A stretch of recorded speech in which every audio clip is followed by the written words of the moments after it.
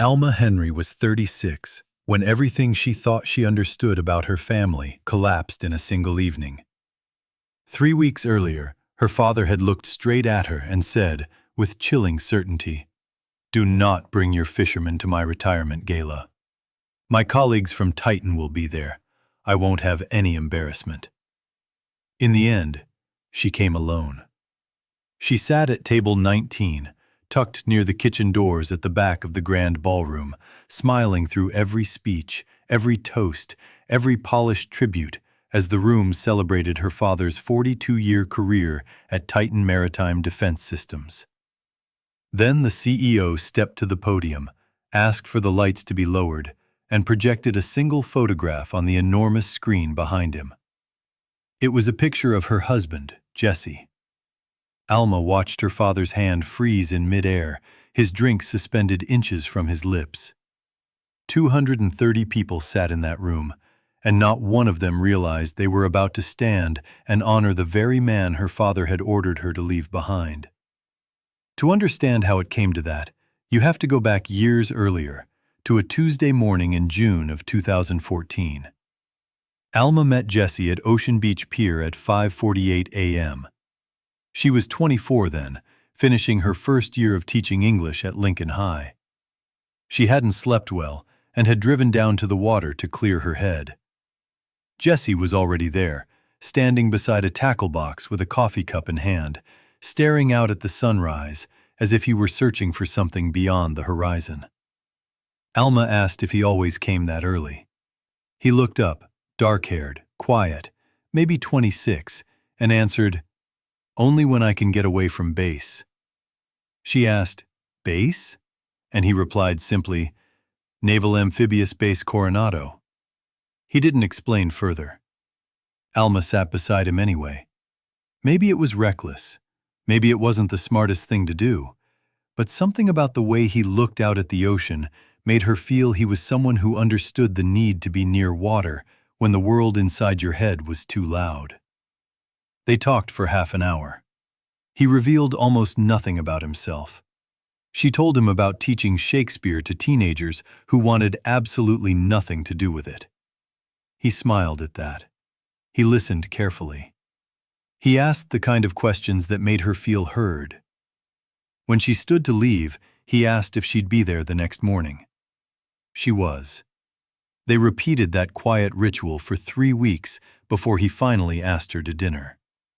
He took her to a taco place in Ocean Beach, small and casual, nothing glamorous. Alma didn't care. Jesse listened every time she spoke. He never once glanced at his phone. When she asked what he actually did in the Navy, he told her, "Special operations. I can't really go into specifics." She thought it sounded modest, maybe a little mysterious, in a way that was almost charming. She had no idea what those words truly meant. They stayed together for 3 years before getting engaged. During that time, Jesse deployed often. He would disappear for 5 months, then 7, then 4. He called them training exercises. He always said he couldn't say more than that. Alma believed him, because she loved him, and because the military world was one she did not understand. The phone calls came from strange numbers at strange hours, sometimes in the middle of the night, with international prefixes she didn't recognize. He had no social media, no online presence, no visible trace of himself in the digital world. She assumed it was simply the way he was built, private, reserved, detached from attention. She did not yet know how deliberate that invisibility was. In November 2014, Alma brought Jesse home to meet her parents. Her father, Clayton Henry, had spent 42 years at Titan Maritime Defense Systems, working on sonar technology for submarines.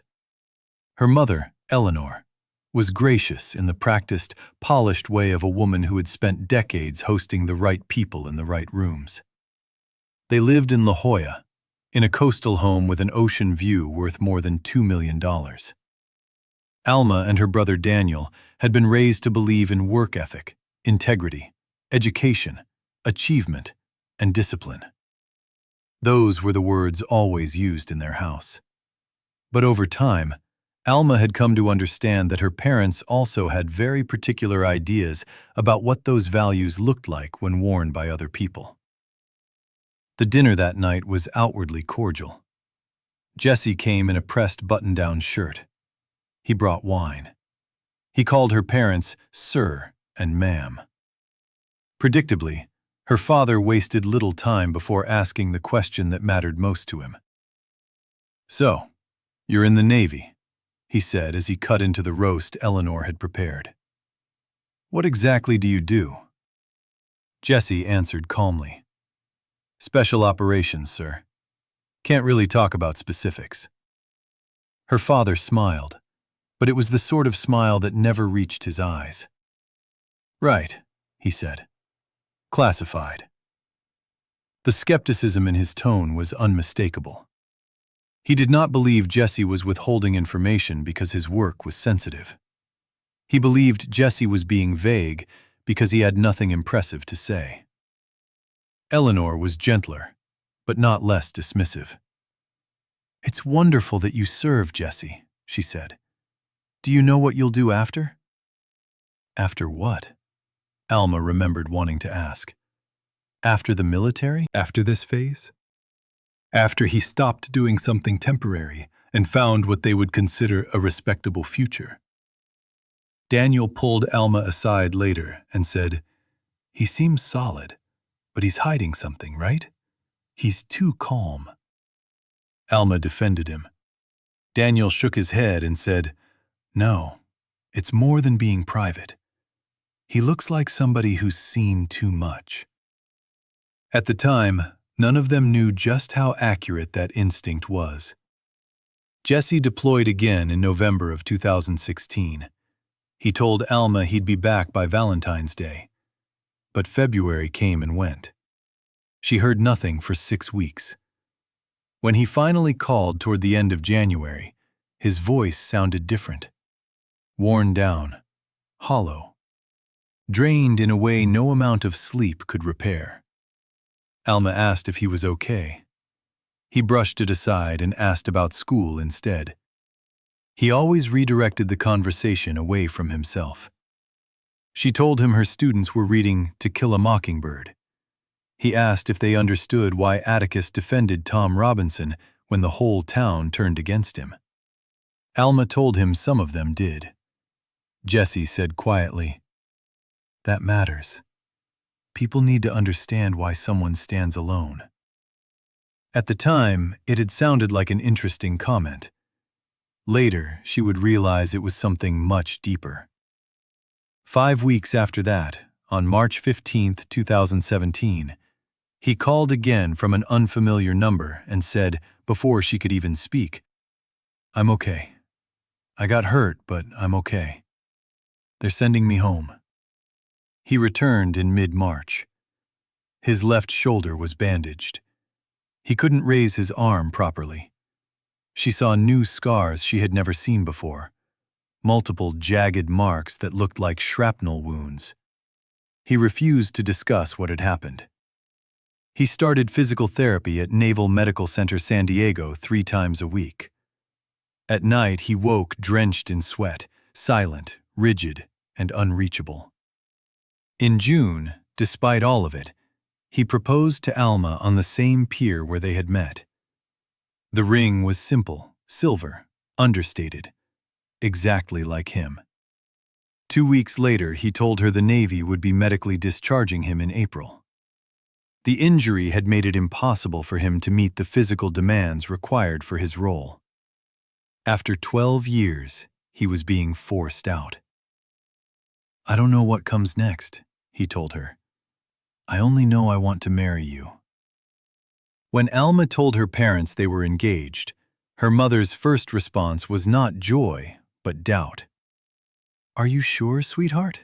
Eleanor asked. "You've only known him 3 years, and he's between jobs now." Between jobs. As if he were an uncertain man drifting from one temporary thing to another, rather than someone leaving military service after sacrificing his body to it. That was the lens through which her parents viewed him from the start. Their engagement year was difficult. Jesse finished his remaining service on light duty and hated the sense of uselessness that came with it. Alma planned their wedding on a teacher's income. Her parents kept their distance. They canceled dress shopping appointments. They did not help with the venue. They offered no engagement party, no celebration, no enthusiasm. Then, in September, only 2 weeks before the wedding, Clayton called. He said he had a work conflict. Titan's executive retreat in Phoenix, scheduled for October 5th through 7th. Required attendance, he said. Alma reminded him they had known the wedding date since January. He responded that these things were decided at an executive level and were not hers to question. She asked if he could explain that his daughter was getting married. He made it sound impossible, as if his career would collapse if he missed one day. "You want me to jeopardize my position for this?" he asked. "For one day?" Alma was stunned. "My wedding day," she said. He promised they would celebrate afterward. Eleanor said it would not feel right to attend without him. Later, Alma discovered the retreat had been marked optional. She married Jesse on October 6, 2018, in the courtyard at the Marine Room in La Jolla. There were 38 guests. 6 of Jesse's Navy brothers attended in dress uniforms. Alma's teaching friends came. Daniel flew down from Seattle. At the front of the ceremony sat 2 empty seats bearing her parents' names on white cards. Even the officiant took note. He adjusted his opening words in the moment and said, "We gather today with those who choose to be here. Those who understand that love is not convenience. It is commitment. It is showing up." After the ceremony, Jesse's SEAL brothers formed a ceremonial arch with their swords, a military tradition full of dignity and honor. Clayton and Eleanor were not there to witness any of it. 3 days later, a card arrived. Thick cream stock, formal lettering. "Congratulations on your marriage. Wishing you all the best. Clayton and Eleanor Henry." Inside was a check for $500. No apology, no explanation, no acknowledgement of what they had chosen to miss. Just money in place of presents. Jesse looked at the check and said they did not have to cash it. Alma said they absolutely would. "They chose this," she told him. "They chose a check instead of showing up. So yes, we're cashing it. And every time I spend it, I'm going to remember exactly what it cost them." She used that money on groceries and never thanked them for it. Thanksgiving came, and her parents invited them to La Jolla. Jesse thought they should try. Alma suspected it would go badly, and she was right. There were 8 people at the table. During dinner, Clayton asked Jesse whether the fishing charter work was only temporary. Jesse had recently begun working as a deckhand on a sport fishing boat owned by a Vietnam veteran named Mike Torres, who had asked no invasive questions and instead taught him navigation, knots, and the language of currents and tides. Jesse's therapist had recommended work on the water. Ocean-based routine, silence, repetition, and physical activity had proven beneficial for PTSD. But Alma's parents knew none of this because they never cared enough to ask. All they saw was a 30-year-old man earning $18 an hour on a boat. Jesse answered evenly, "No, sir, it's what I do." Clayton pressed him. "Surely you have some kind of long-term plan, career growth." Jesse replied, "I run my own charters now. I work for myself. That is the plan." Eleanor chimed in with sugary concern, asking what he would do when he was older, when the work became too physical. Jesse said he would figure that out when the time came.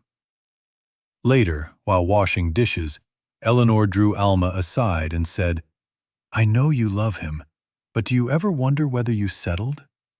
You're so accomplished. You could have married a doctor, a lawyer, someone with real prospects." Alma put the towel down and answered plainly, "I married the man I love. If that's what you call settling, then I'm perfectly content with my choice." That exchange became a pattern. Every holiday carried some fresh variation of the same disdain. Christmas 2020. Still doing the charter fishing? Christmas 2022. Doesn't it worry you that his work is seasonal? What happens in winter? Christmas 2023, after Jesse stepped outside. I just don't understand what she sees in him. He has no ambition. Every year, Jesse arrived with thoughtful gifts. A vintage brass compass for Clayton's study, a first edition Hemingway for Eleanor's book club, other carefully chosen things that reflected how attentively he observed people.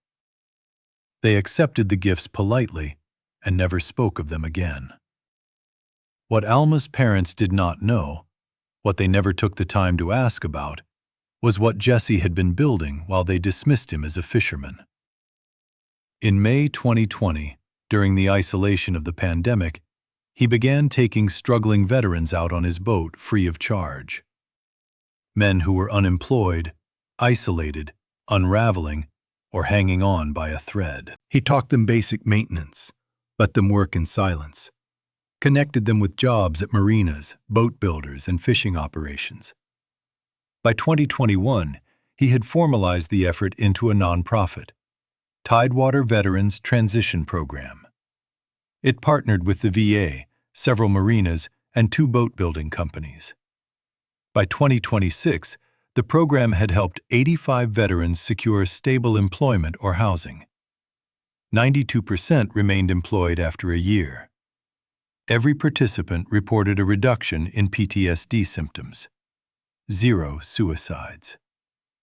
In a country where the statistic of 22 veteran suicides a day was often quoted with despair, Jesse's program had lost none.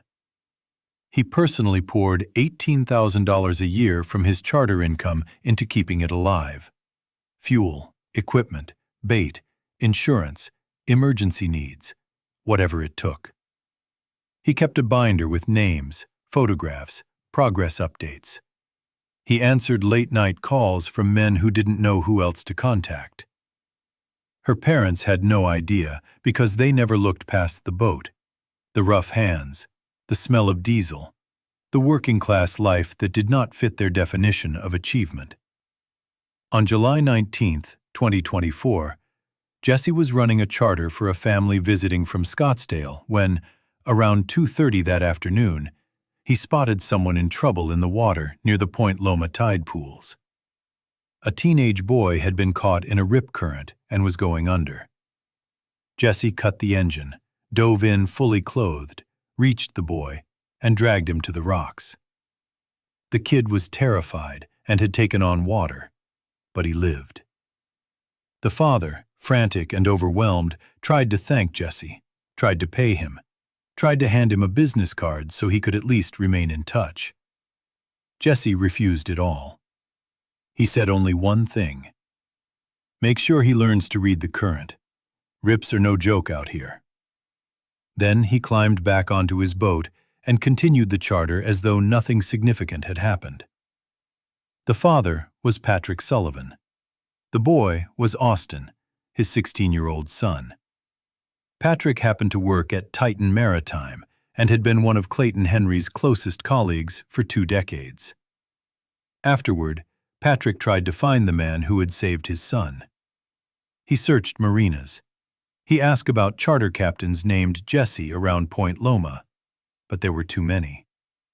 He left contact information at a marina Jesse didn't even use. Months passed. Life intervened. The search faded.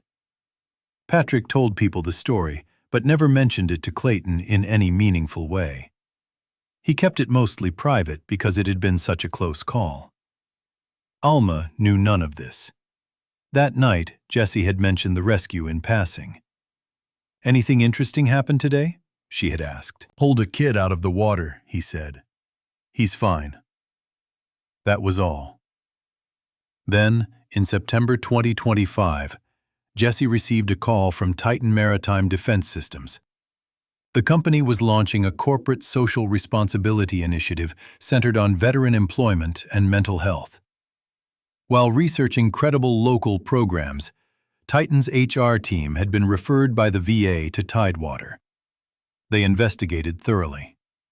They reviewed the nonprofit filings, interviewed veterans, verified statistics, and escalated the program to the highest level. Eventually, Titan's CEO, Lawrence Whitmore, called Jessie personally.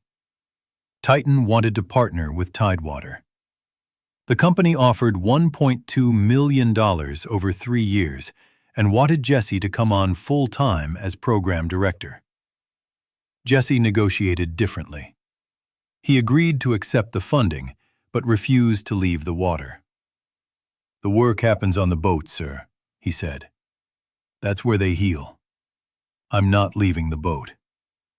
The agreement was signed on November 18, 2025.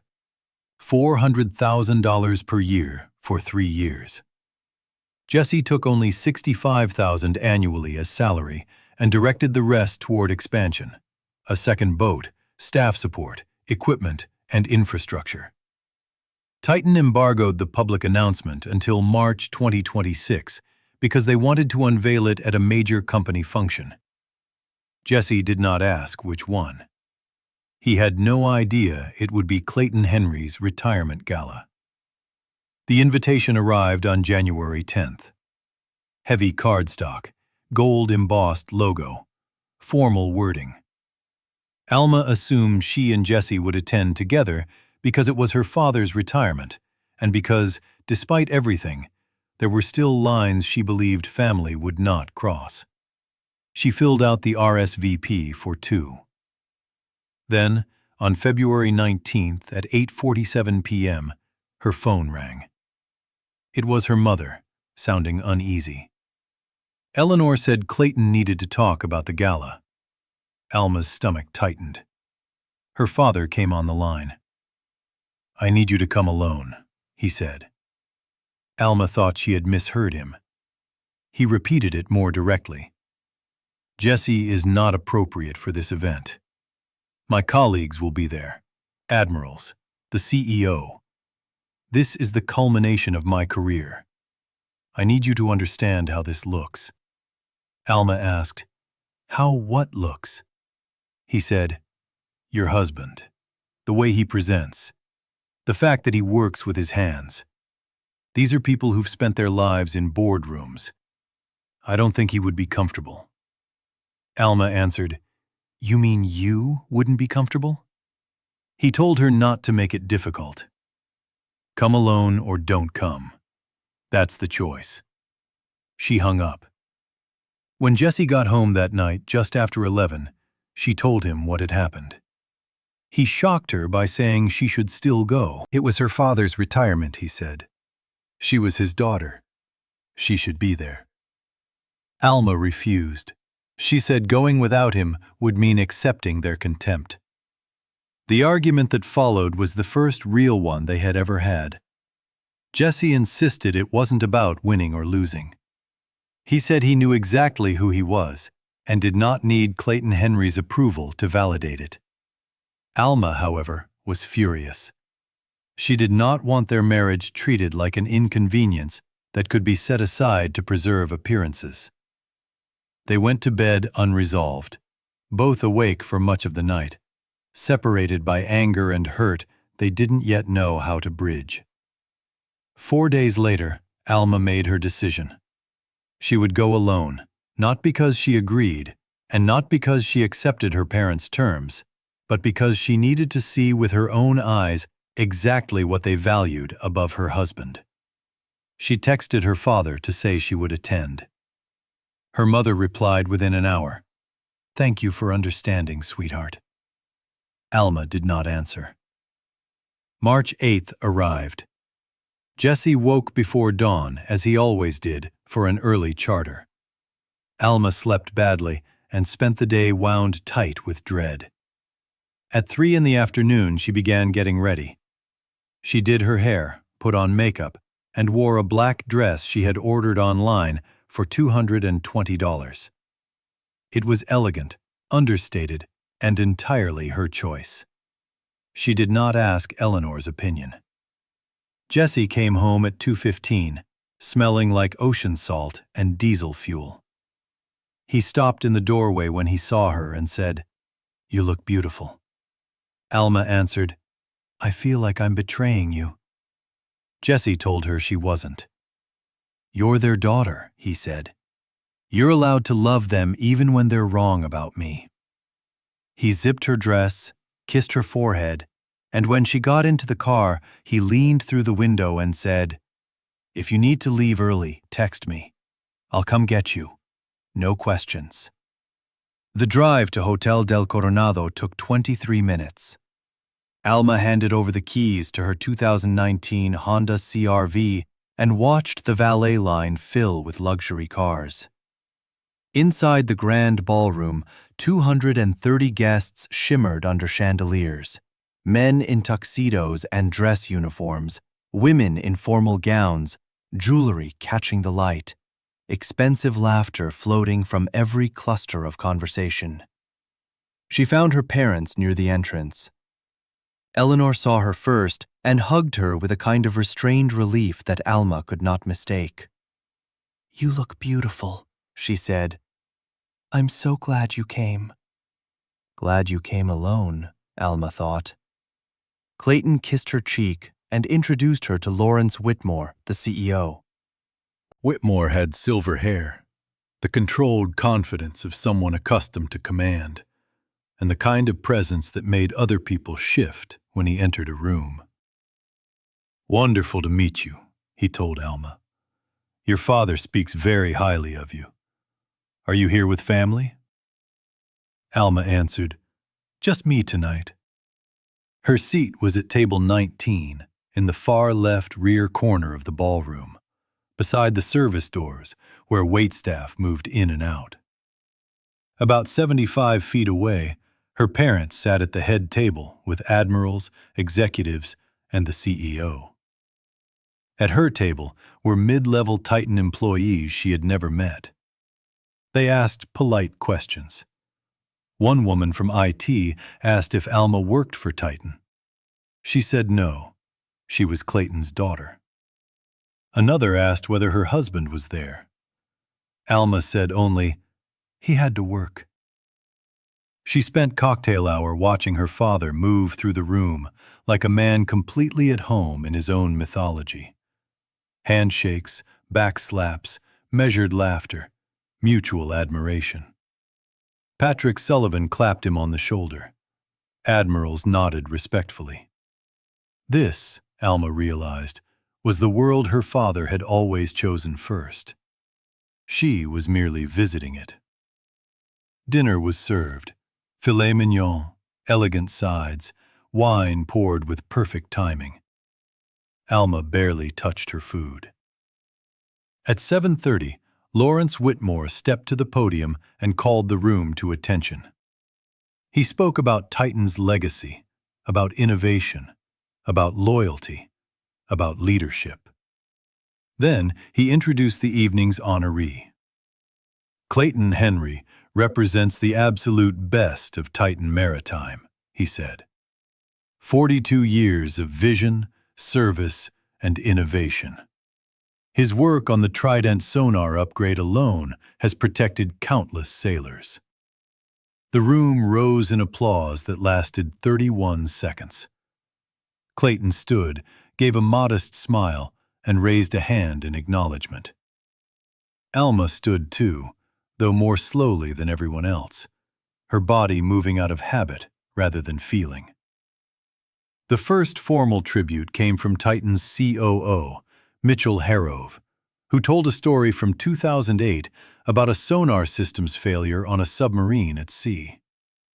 Clayton had flown to Pearl Harbor on 36 hours' notice and stayed 3 weeks until the crisis was resolved. He had missed his anniversary, Harrove said, and his daughter's birthday. Alma remembered that birthday. She had turned 18 and had spent the day hurt and disappointed that her father wasn't there. Now she was hearing, in front of strangers, that he had been helping save lives. The room raised glasses and toasted sacrifice. Alma did not raise hers. Next came Admiral Thomas Kessler, retired 3-star, whose stern face and decorated uniform seemed to embody duty itself. He spoke about sacrifice, about the relationship between military personnel and the civilian contractors who support them, about the cost borne by veterans long after service ends. He grew emotional talking about PTSD and the responsibilities owed to those who return carrying invisible damage. Supporting those who served, he said, his voice tightening, requires more than yellow ribbons and polite thank yous. It requires action. He lifted his glass in Clayton's honor. Alma listened in disbelief. Her veteran husband was at home because her father found him socially embarrassing. And here, an admiral was praising a room full of people for their commitment to those who serve. Then Patrick Sullivan stood to speak. His words had not been scheduled as one of the formal remarks, but he had requested a moment. He looked nervous. "Clayton," he began, "we've worked together for 20 years. But tonight, I want to talk about something beyond work. I want to talk about family, and about the people who protect them." His voice wavered. He told the room about a summer afternoon in 2024 when he had nearly lost his son. He described Austin being swept into a rip current near Point Loma, disappearing under the water while Patrick screamed helplessly from shore. Then he described a fisherman running charters nearby who saw what was happening, dove in fully clothed, reached Austin, and pulled him to safety. Patrick said he had tried to offer money, to get a name, to do anything at all to repay the man. But the only thing the rescuer had said was, "Make sure he learns to read the current." Alma went still. She knew those words. Jesse had said them. That brief story he had mentioned so casually months earlier. This was it. Austin was Patrick's son. The anonymous hero Patrick had searched for without success was Jesse. Patrick lifted his glass and said, with visible emotion, "I never found the man who saved my son, but I think about him every single day. So tonight, I want to toast Clayton Henry, and also the unnamed guardian who gave me my son back. Wherever you are, thank you." The room rose and applauded. Clayton stood and raised his glass to the unnamed rescuer, unaware that he was honoring the man he had barred from entering the room. Lawrence Whitmore returned to the podium. "Thank you, Patrick," he said. "That was beautiful. And actually, it leads us perfectly into something else we want to share tonight."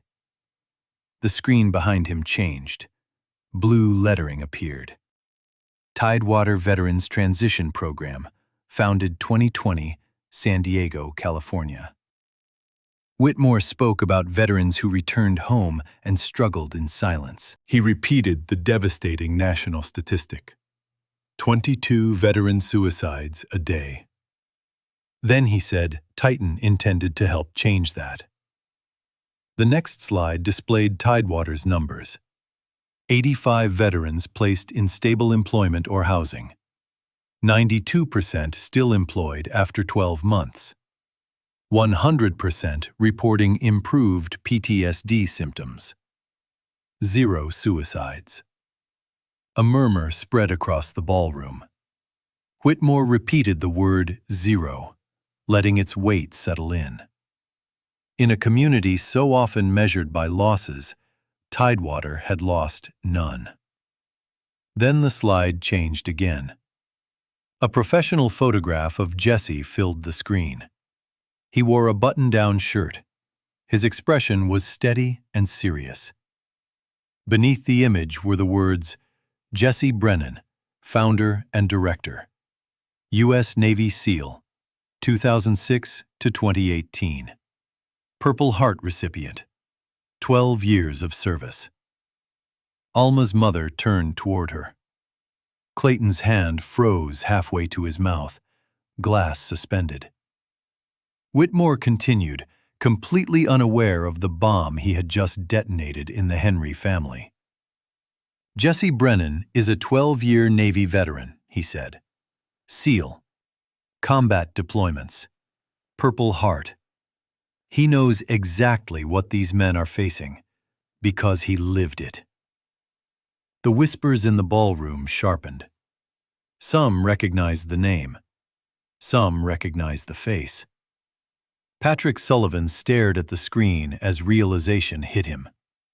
He rose without waiting to be acknowledged and said, voice shaking, "That's him.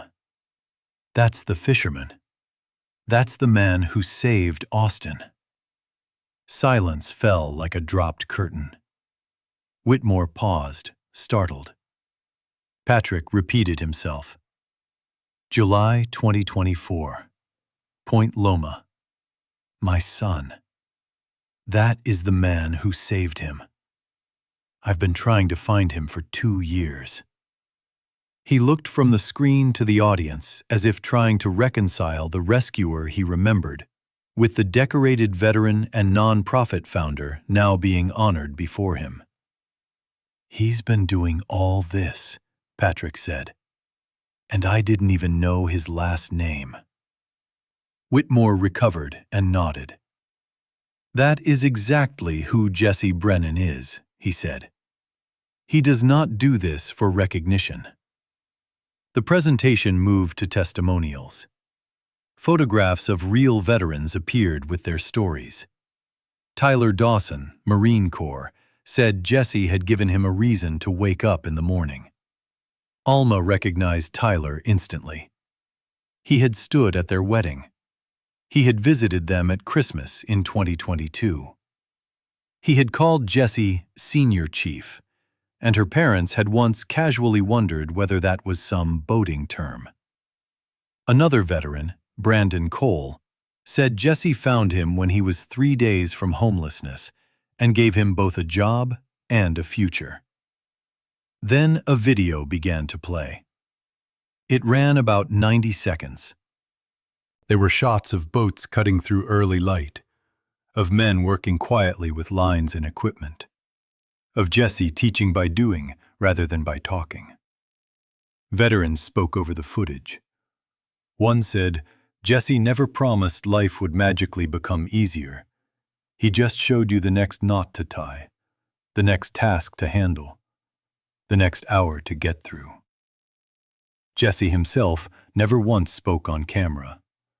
He was shown only in motion, working beside other men, steady and unassuming, more interested in action than explanation. The final image in the video was of Jesse alone at sunrise on his charter boat, facing the horizon. When the video ended, the final slide appeared. Titan Maritime Defense Systems proudly announces a $1.2 million partnership with Tidewater Veterans Transition Program. Lawrence Whitmore explained that Jesse had refused a full-time executive position, insisting instead that the work had to stay on the water. That, Whitmore said, is integrity. That is service. He added that Jesse could not be present that evening because he was out doing what he always did, helping someone else. Then Whitmore asked the room to stand and recognize him anyway. This time, the applause was immediate and overwhelming. It swelled through the ballroom like thunder, louder and longer than anything that had come before. Patrick Sullivan was standing, with tears streaming down his face. Admiral Kessler stood at the head table, applauding with solemn intensity. People all around Alma rose without hesitation. At the head table, her parents remained seated for a few seconds in visible shock. Eleanor finally reached for Clayton's wrist and pulled him up. They stood, but neither of them clapped. Alma stood too.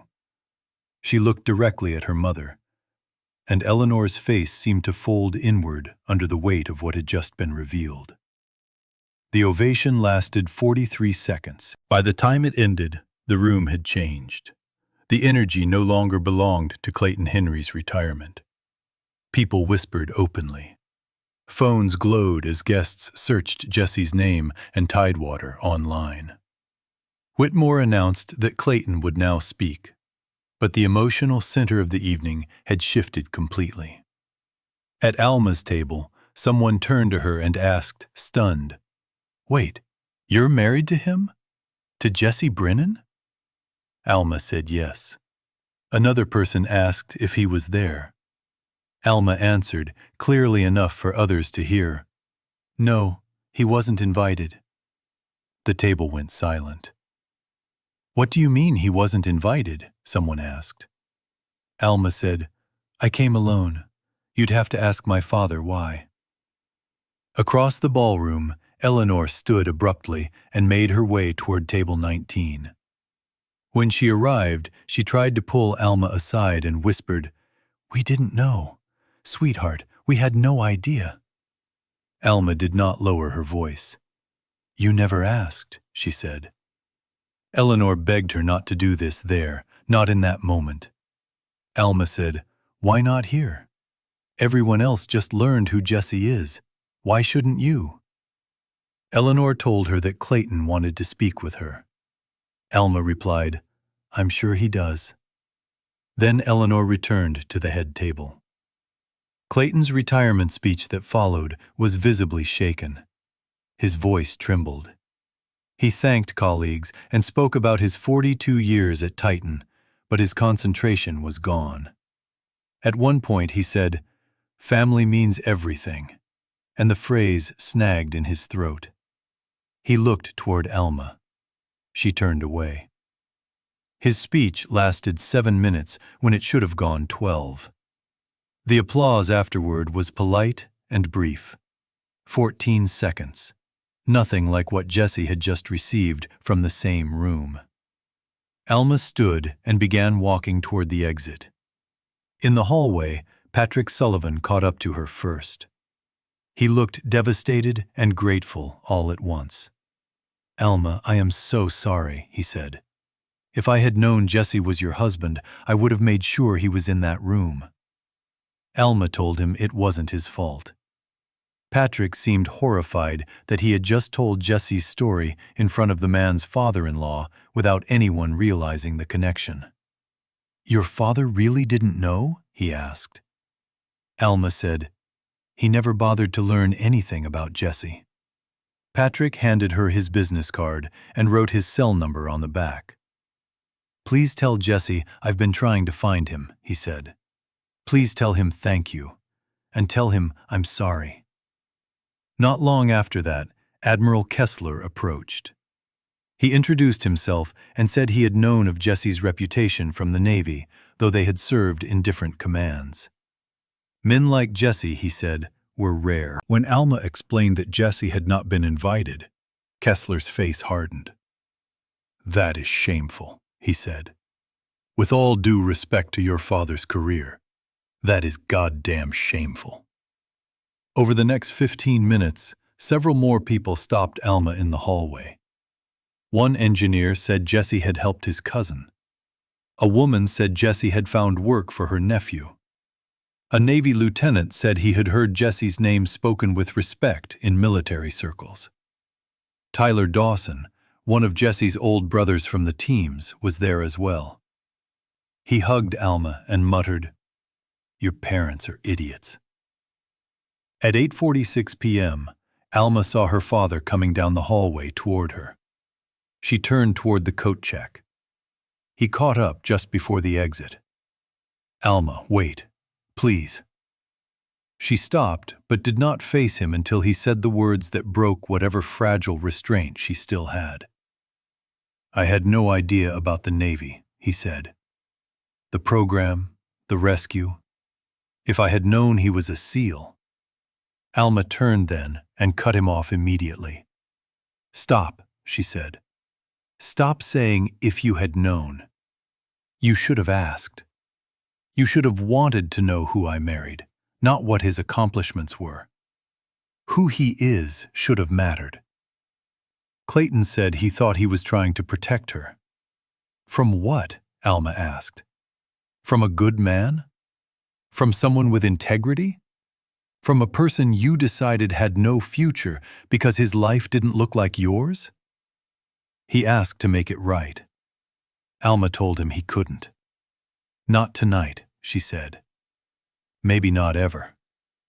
She got her coat, texted Jesse, "Can you come get me?" And he replied immediately that he was on his way. 19 minutes later, he pulled up in his 2015 Tacoma, smelling like ocean air and diesel. Familiar and grounding in a way nothing inside that ballroom had been. Alma got in. Jesse looked at her and said, "Hey." She answered, "Hey." He asked how bad it was. She said, "Bad. Complicated. Just drive." He drove them to Sunset Cliffs. They parked and sat facing the dark ocean. There, in the quiet, Alma told him everything. The slide, Patrick's story, the standing ovation, her parents' faces, the admiral's outrage, the people in the hallway who had praised him without knowing they were describing the same man her family had reduced to "your fisherman." Jesse listened. After a long silence, he said only, "I'm sorry it happened like this." Alma asked if he was angry. He said no. He asked if she was. Alma said, after thinking about it, "I think I'm relieved." Jesse asked why. She said, "Because now I don't have to pretend anymore." While they sat there, Jesse's phone rang. Unknown number. It was Lawrence Whitmore. The CEO apologized and said if he had known Jesse was Clayton Henry's son-in-law, he would have insisted Jesse attend. Jesse answered with characteristic calm.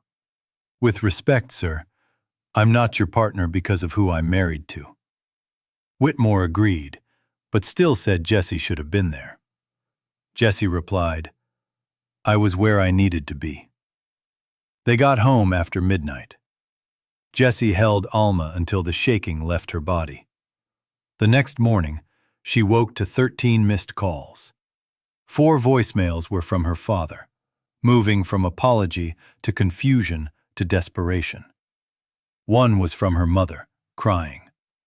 Daniel had also called, stunned by whatever version of the story their parents had given him in the middle of the night.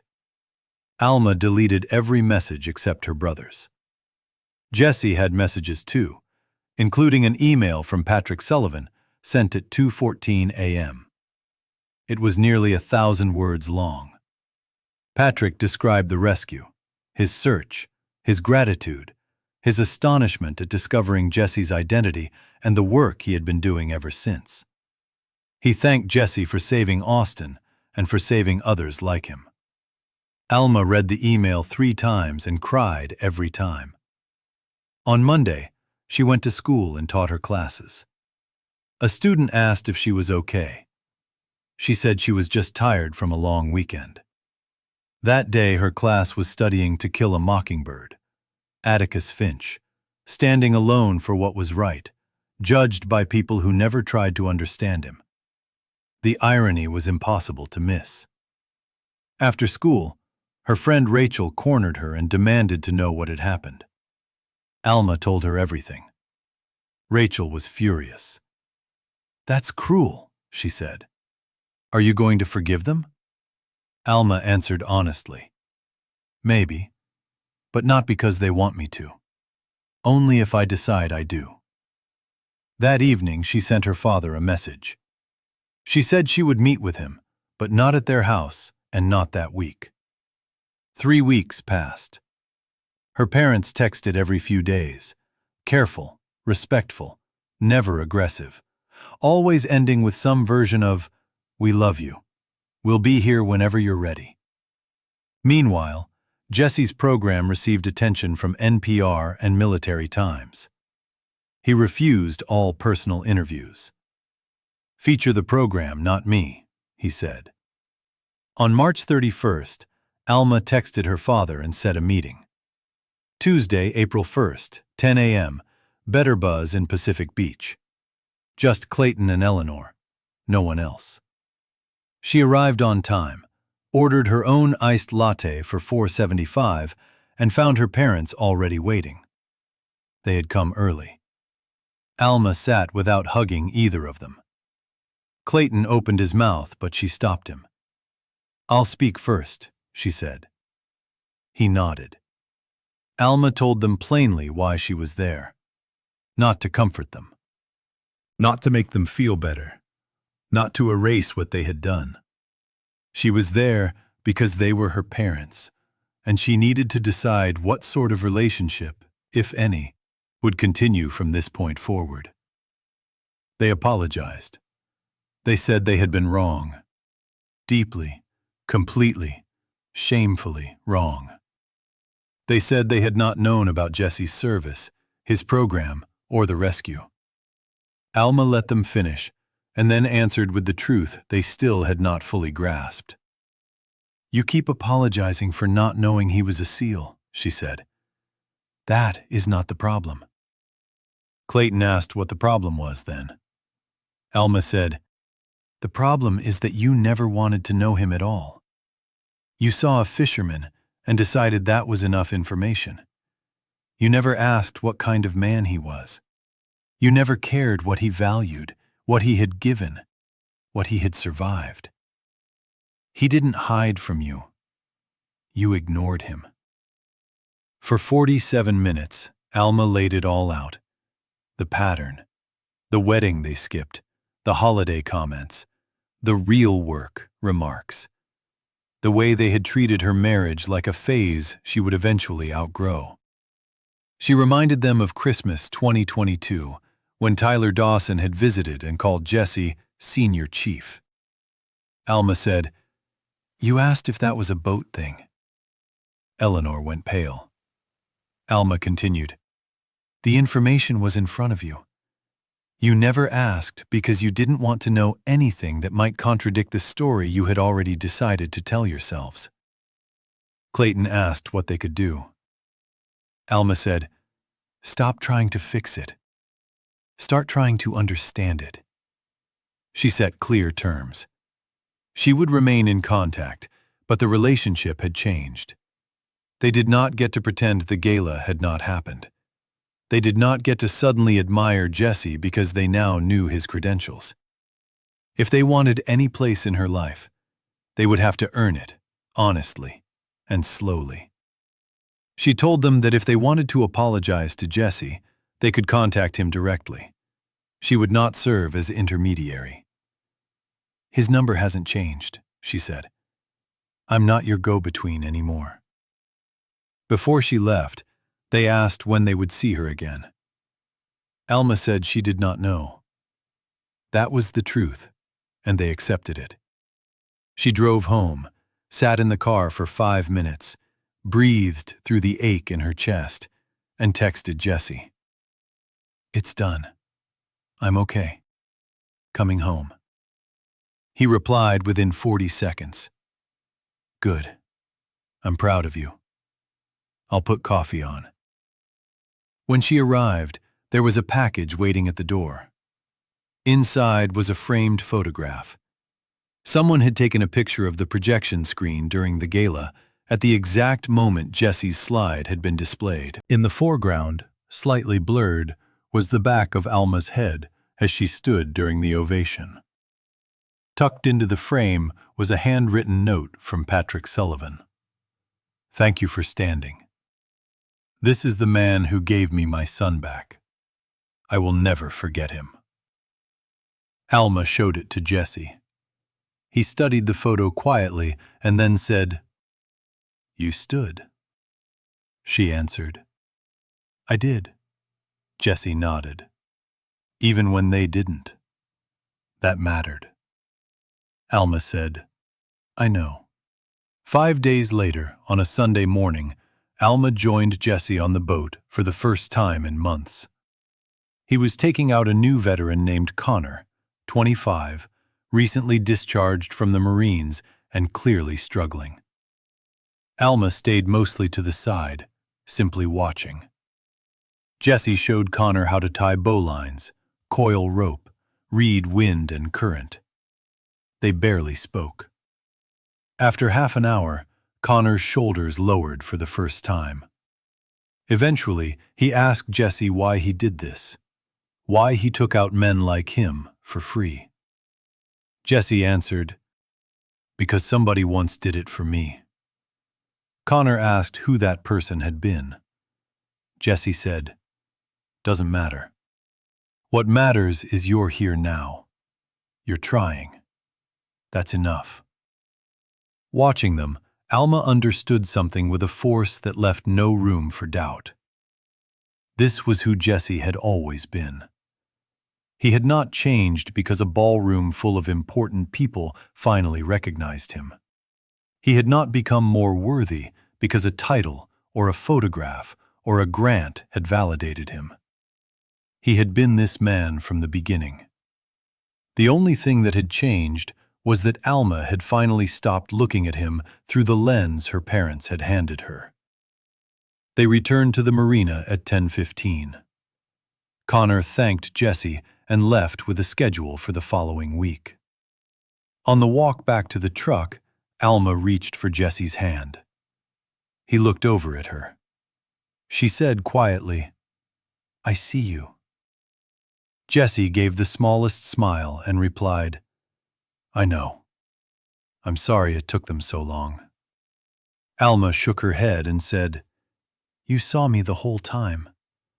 I just had to stop listening to them." They drove home with the windows down and the radio off, the ocean fading behind them.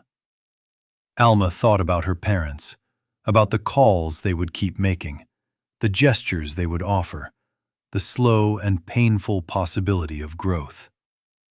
She did not know whether full forgiveness would ever come. What she did know was that she no longer needed to decide immediately. She had Jessie. She had clarity. She had herself. And that was enough. She did not forgive her parents that day. What she did instead was harder. She let them see her clearly, perhaps for the first time in her life. And then she walked away, knowing she no longer needed their understanding to feel secure in what she had chosen. All she needed was for them to stop pretending they had the right to define the worth of the man she loved.